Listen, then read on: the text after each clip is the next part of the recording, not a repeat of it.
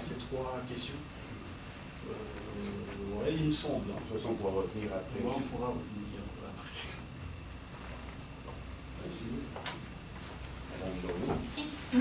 Merci. Merci beaucoup pour votre thèse. J'ai eu beaucoup de plaisir à la lire et à l'évaluer. Donc, j'ai trouvé particulièrement clair, très fluide, bien structuré. Donc, j'avais quand même l'impression que les chapitres s'articulaient dans un tout cohérent. Donc, la partie plus historique s'intégrait bien dans votre argumentaire, même si j'ai quelques réserves par rapport mais vraiment à sa portée et à sa pertinence. Vous mobilisez un nombre impressionnant de penseurs politiques, tant de la période contemporaine que des périodes médiévales, modernes. Et à mes yeux, vous avez une bonne maîtrise de leurs idées et j'ai apprécié que vous parveniez à faire ressortir vraiment la pertinence de ces idées pour votre argumentaire sans vous perdre dans des digressions inutiles. Donc je n'ai aucun doute par rapport à votre capacité de poursuivre la recherche de façon autonome, même si je pense que, et puis là je vais introduire mes questions, même si je pense qu'à l'avenir vous devriez porter davantage votre attention sur le caractère vraiment novateur et original de vos travaux. Pourquoi? Donc, dit brièvement, c'est cette réserve que j'ai par rapport au caractère vraiment novateur de la position que vous défendez dans cette thèse. Donc, j'ai pas l'impression, en fait, que les partisans du cosmopolitisme institutionnel seraient en désaccord avec vous. Donc, vous insistez vraiment sur la démocratisation interne des États. Et je pense que peu de gens contesteraient l'importance de la démocratisation interne des États, y compris les partisans du cosmopolitisme institutionnel. Et je ne pense pas que vous niez cet état de fait. Donc vous ne dites jamais que les partisans du cosmopolitisme institutionnel rejettent l'importance de la démocratisation interne des États, mais selon vous, ils la négligent. Et selon moi, il n'est pas du tout surprenant qu'ils la négligent, étant donné que ce sont des penseurs cosmopolites, et que donc leur objectif principal n'est pas de se concentrer sur ce qui se passe dans les États, mais de montrer justement que ce qui se passe hors des États est également important. Et donc de montrer qu'il est également, et pas exclusivement, important de promouvoir la démocratisation des institutions internationales. Et donc, à mes yeux, je pense que votre argument aurait été plus percutant et novateur si vous étiez attaqué de front aux thèses du cosmopolitisme institutionnel, et si, par exemple, vous aviez démontré que la démocratisation des institutions internationales n'est pas désirable, qu'elle n'est pas nécessaire, ou qu'elle est tout simplement impossible. Là, j'ai l'impression que vous auriez vraiment attaqué de front la thèse du cosmopolitisme institutionnel. Et je n'ai pas l'impression que c'est ce que vous faites dans votre thèse. Donc, ce n'est pas ce que vous faites. Vos objections, les objections que vous formulez à l'égard du cosmopolitisme institutionnel sont d'un autre ordre, et je vais me concentrer maintenant justement sur vos objections, et ce seront les questions. Donc la première question que j'ai a trait, vous en avez parlé dans votre présentation, donc à cette injustice du système international, enfin, du système institutionnel international. Donc une de vos principales critiques à l'égard du cosmopolitisme institutionnel est que ce cosmopolitisme reposerait sur une thèse, présupposerait l'existence d'un système international injuste. Et plus particulièrement, parce que vous donnez une définition bien particulière de ce que vous entendez par système international injuste, ça veut dire un système qui serait conçu pour favoriser les intérêts des États les plus puissants et qui serait donc au détriment des intérêts des États les plus pauvres. Mais selon moi, donc vous faites quand même un lien entre le cosmopolitisme institutionnel et cette thèse de l'injustice du système international. Mais selon moi, les partisans du cosmopolitisme international, enfin les politiques, les propositions politiques qu'ils font ne reposent pas nécessairement sur cette thèse. d'un système conçu, donc j'utilise le terme, et je ne pense même pas que les propositions politiques du cosmopolitisme institutionnel aient besoin de cette thèse, aient besoin de présupposer cette injustice comme vous l'entendez. À mon sens, il suffit simplement à ces cosmopolites de dire, voilà, on a un système international qui manifeste certaines inégalités de pouvoir et qui de ce fait génère certaines injustices, simplement. Vous reconnaissez qu'il y a des injustices dans le système international. Bon, vous dites qu'il y a certaines failles, donc ça je ne nie pas qu'il y ait certaines failles et des failles qui sont exploitées par les élites. Et donc moi je ne vois pas en fait pourquoi cette simple reconnaissance ne suffit pas pour reconnaître l'injustice du système international, ne suffit pas à reconnaître l'injustice et ne suffit pas dès lors aussi à plaider en faveur de la démocratisation des institutions internationales. Maintenant, dans votre présentation, vous avez dit, moi je suis tout à fait d'accord avec cet idéal, mais je ne l'ai pas vu dans la thèse. J'ai pas vu, ou j'ai peut-être raté quelque chose, mais j'ai pas vu, j'ai pas le souvenir que vous disiez, je suis tout à fait d'accord avec l'idéal des cosmopolites institutionnels, je suis juste pas d'accord sur la façon d'y parvenir. Donc c'était clair dans votre présentation, enfin en tout cas je l'ai compris comme ça, mais j'avais l'impression que votre rejet était plus radical que ça, que vous rejetiez même cette priorité donnée, ou cette importance donnée, je dirais l'importance, je ne vais pas jusqu'à priorité, à la démocratisation des institutions internationales. Et toujours dans le même ordre, donc toujours dans le même ordre d'idées, et là je reviendrai sur tous ces chapitres historiques qui sont plutôt de nature historique, donc je me demande aussi dans quelle mesure une élucidation de la genèse historique du système international peut nous apporter une réponse à la question de savoir si le système international est juste ou pas. Parce que vous insistez sur les motivations derrière cette genèse, derrière ce développement, et je vous dirais, une institution peut avoir été établie pour les bons motifs, pour des motifs justes, pour toutes les valeurs que vous évoquez, et ça ne veut pas dire que nécessairement l'institution en question est juste. Donc ce sont deux questions, deux dimensions distinctes.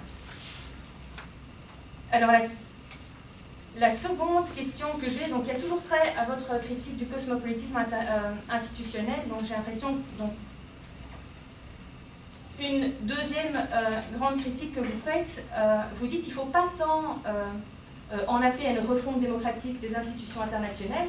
Il me semble que vous le dites dans votre thèse, ici c'est plus nuancé dans votre présentation, mais il me semble que vous dites qu'il ne faut pas tant mettre l'accent sur la démocratisation des institutions internationales, il faut plutôt se concentrer sur les processus démocratiques réels au sein des États. Et alors ma question c'est, mais dans quelle mesure pensez-vous que la démocratie interne peut adéquatement répondre aux défis mondiaux dont vous parlez? Donc vous parlez des grands défis mondiaux, vous reconnaissez, vous acceptez, vous partagez le diagnostic des cosmopolites institutionnels, donc vous dites il y a de grands défis mondiaux, qu'est-ce que vous entendez par là? Il y a de plus en plus de questions politiques que les États ne sont plus en mesure de résoudre seuls, donc qui nécessitent la coopération internationale. Et je me demandais donc dans quelle mesure cette démocratisation interne des États, l'accent que vous mettez dessus peut apporter une réponse à ce type de défis mondiaux, et je dirais même de plus en plus à la plupart des grandes questions politiques, dans la mesure où la résolution de ces questions politiques requiert la coopération internationale, et donc requiert que l'on définisse les termes de coopération internationale et qu'on mette ces termes en application. Donc j'ai l'impression qu'on ne peut pas faire l'impasse donc il y a des problèmes d'action collective qui doivent être résolus dans la sphère internationale, et mettre l'accent sur la démocratie interne ne suffit pas. Ne suffit pas, et alors ma troisième question, je me demande même si parfois ça ne peut pas être un obstacle. Et pourquoi je dis ça? Donc j'aurais voulu vous entendre sur les liens qu'entretiennent sur l'idée de démocratie et de justice, et plus particulièrement les liens entre la démocratie interne et la justice mondiale. Parce que, comme vous le savez, la mise en place de processus démocratiques de prise de décision n'est pas une garantie que le résultat sera juste, Donc on peut avoir des processus démocratiques de prise de décision. Dire qu'on a la démocratie, c'est pas dire qu'on a une garantie de justice. Donc on a... Et j'ai un problème, j'ai l'impression que ce problème est encore accentué dans la sphère internationale, dans la mesure où mettre l'accent sur des processus électifs au sein d'un État peut avoir pour conséquence de privilégier les intérêts des citoyens de l'État et peut aussi avoir pour conséquence de favoriser le court-termisme. Donc, pourquoi ? Parce que pour être élu, je dis, on insiste sur la démocratie interne, on insiste sur les élections, sur les processus électifs, et il peut y avoir une motivation pour se concentrer sur les intérêts, donc si la personne veut être élue, se concentrer sur les intérêts des citoyens de l'État en question et sur des questions, sur des décisions à court terme et pas tant regarder à long terme. Et peut-être en parallèle toujours, pour ce qui a trait à des tensions entre certaines valeurs, donc j'ai parfois l'impression que vous mettez souvent entre parenthèses, quand vous parlez de la genèse historique du système international et de ses motivations, vous mettez souvent dans le même sac des considérations de droits de l'homme, d'autodétermination des peuples, de paix, de justice, mais toutes ces valeurs peuvent être très conflictuelles. Par exemple, il peut y avoir une tension entre la promotion de la paix, parce que vous insistez beaucoup dans ces chapitres plus historiques sur la paix, il peut y avoir une tension entre la promotion de la paix et la promotion de la justice. Donc, de fait, c'est un fait que la paix ou l'ordre peut être préservé sur fond de profondes injustices, et qu'inversement, l'élimination, la tentative d'éliminer ces injustices peut conduire au chaos, peut conduire au désordre, comme l'ont illustré certaines récentes révolutions qui ont conduit à des guerres civiles.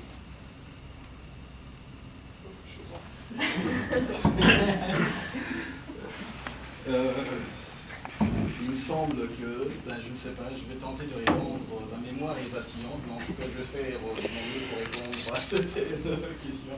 Et il est évident que mon choix n'a pas, ou mon objectif n'a pas été de contester frontalement les auteurs du cosmopolitisme institutionnel. En tout cas, si on cherche dans la thèse cette piste-là, on ne va pas la retrouver.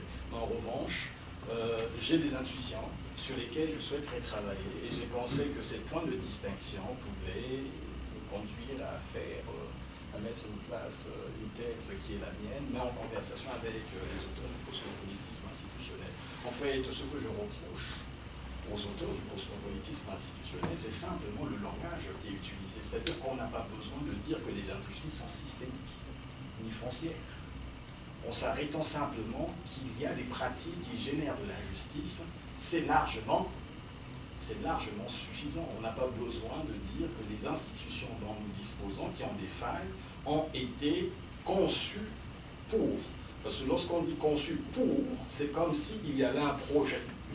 Or, il est difficile justement de trouver historiquement ce projet. Mais en revanche, il y a des failles qui sont exploitées par les puissants intérêts. Et ça également, je consens que les auteurs du cosmopolitisme institutionnel ne seront pas, par exemple, opposés à cela. Donc, si par exemple, on enlevait ce langage d'injustice systémique, je serais parfaitement d'accord. Et sur la priorité des institutions internationales, je pense que le projet de démocratie globale, dès mon résumé, c'est clair, je m'inscris dans ce projet-là. Mais moi, je ne le vois pas du haut vers le bas. Je le vois plutôt du bas vers le haut. J'ai même le sentiment que lorsqu'on est très sensible au renforcement des démocraties dans les États, ça sert mieux les intérêts en fait de la démocratie globale telle qu'elle est vue par ces auteurs, en l'occurrence, mettre en place les institutions supranationales électives. J'ai bien le sentiment que pour aller chercher des institutions supranationales électives, encore faut-il solliciter les voix des citoyens du monde qui sont disséminés à travers la planète. Or, ces citoyens-là ne vivent pas dans des institutions internationales. Ils vivent dans des États.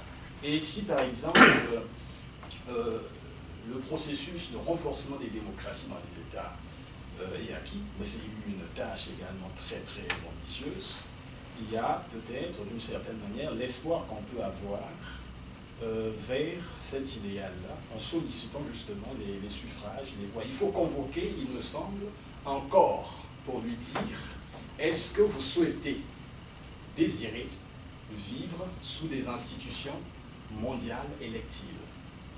Et ce corps-là, j'ai le sentiment aujourd'hui, est en train de vivre dans des États qui ont des régimes qui sont différents. Et l'idée d'aller vers une démocratisation dans les États nous donne néanmoins la possibilité de dire un jour que les circonstances, d'une certaine manière, sont réunies, les conditions de possibilité sont réunies pour proposer justement à ces citoyens du monde cette idée, par exemple, des institutions internationales. Ce n'est pas à moi de dire si ces institutions ou si cet idéal est désirable ou non. Je pense que nous parlons ici de démocratie. Je ne dois pas confondre mes intérêts à moi, mes désirs à moi, avec les désirs, par exemple, de ceux qui peuvent être les citoyens du monde. Ce que je pense personnellement, c'est que c'est un idéal qui mérite notre attention. Mais ceux qui doivent décider de sa désirabilité et de sa souhaitabilité, c'est en fait les citoyens du monde qui sont destinés à vivre sous ces institutions-là.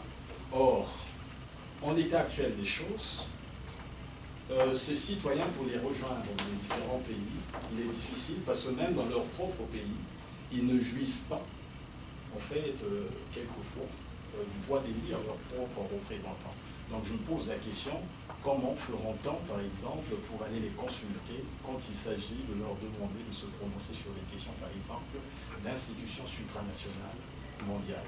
Et j'ai bien le sentiment que l'insistance sur le renforcement des cultures dans les États sert mieux les intérêts, en fait, du cosmopolitisme institutionnel, vu sous la forme, par exemple, de la mise en place des institutions supranationales. Mais moi, je ne peux pas vous garantir que ces institutions vont exister. Cette réponse, en fait, sera décidée dans les faits lorsque les circonstances seront, par exemple, réunies. Un État peut, par exemple, adhérer à travers, par exemple, ses peuples, comme un État également peut, par exemple, dire « on en veut ». On n'en veut pas. Autre question? Oui. Je ne sais pas si j'ai été clair. Oui. Mais la deuxième, donc c'était l'autre critique que vous formulez à l'encontre du cosmopolitisme institutionnel, dans lequel l'impression que vous mettiez l'accent sur, comme vous dites, il faut mettre l'accent sur la démocratisation interne des États avant de parler des institutions. Et alors, ma question, c'était comment vous êtes confronté à ces défis mondiaux, c'est ce qui sont quand même le point de départ de beaucoup de cosmopolites institutionnels. Donc, il y a certains défis mondiaux qui ne peuvent pas être résolus par un État pris de façon isolée, qui requièrent une coopération internationale.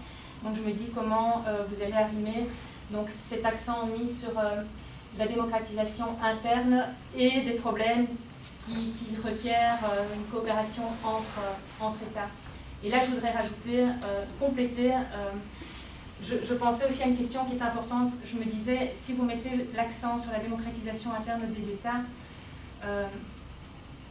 il me semble une question qui est très importante et qui apparaît et que vous n'adressez pas dans votre thèse, c'est la question de la distance épistémique entre les individus ordinaires et des problèmes mondiaux qui deviennent de plus en plus complexes et qui requièrent de plus en plus d'informations très complexes tant économiques que sociologiques.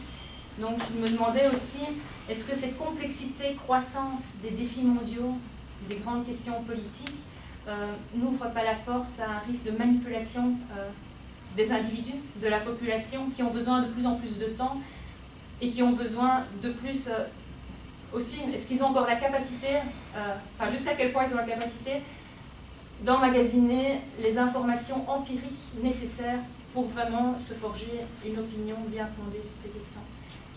Je ne sais pas si ce que vous parlez, il faut vraiment aller vers Monsieur Tout-le-Monde, mais je me dis, voilà, j'ai cette tension entre des problèmes mondiaux qui sont de plus en plus complexes, et on va demander